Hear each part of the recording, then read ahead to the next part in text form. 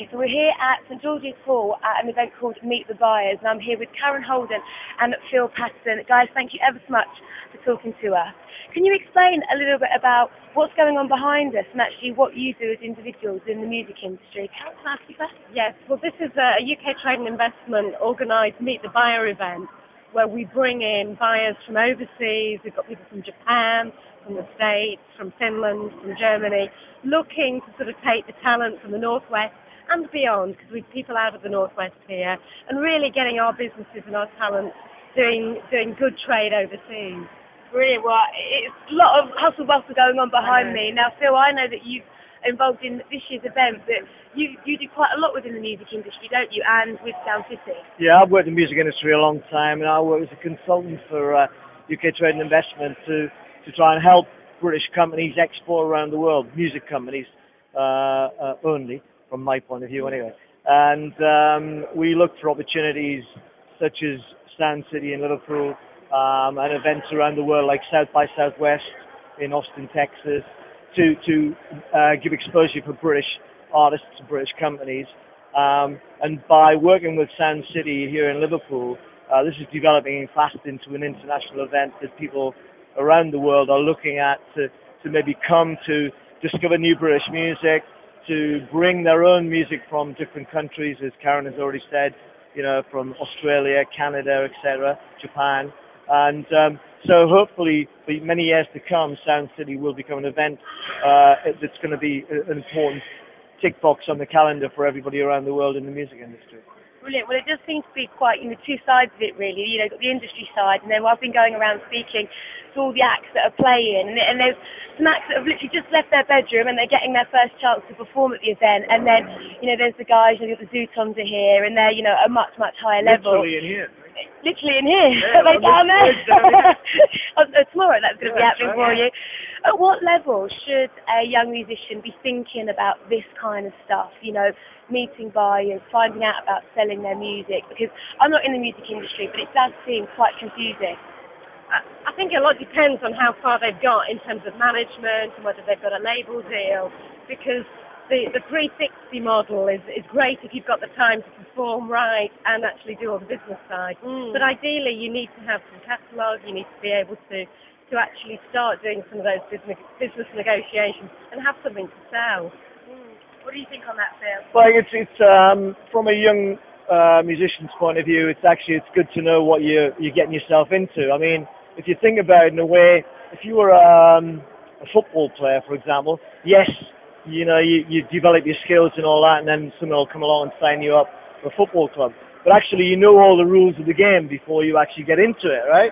So maybe with a musician, it would be good for them to learn a lot more about the basics of copyright issues, management. There's too many people over the last 40 years, and probably more before, have been ripped off by unscrupulous managers or people who pretended to be managers in the industry. I'll make you a star and I'll give you £100 a week to spend as well.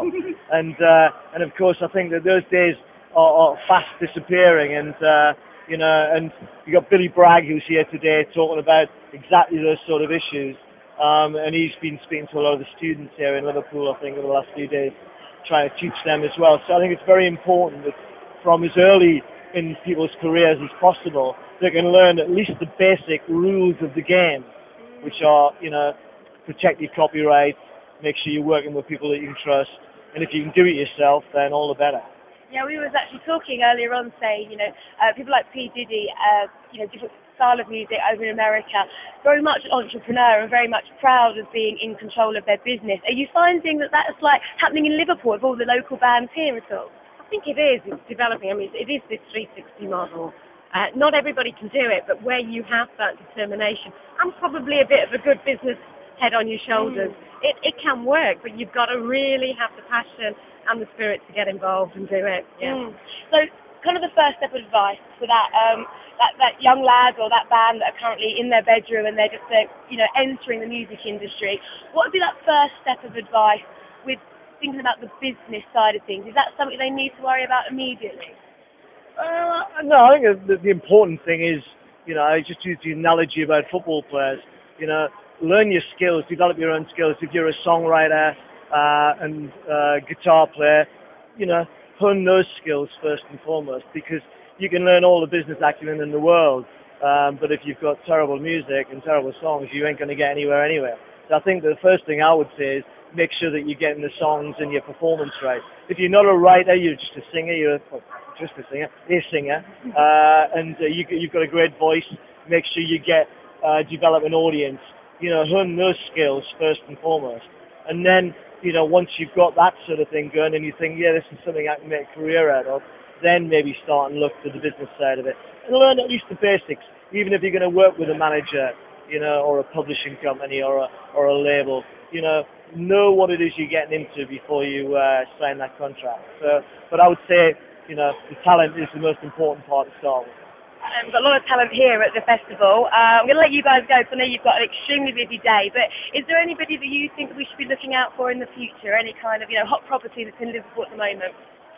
Well, the Hot Melts is one to look at. Wave Machines, there's a whole myriad, the Cordells, there's lots out there.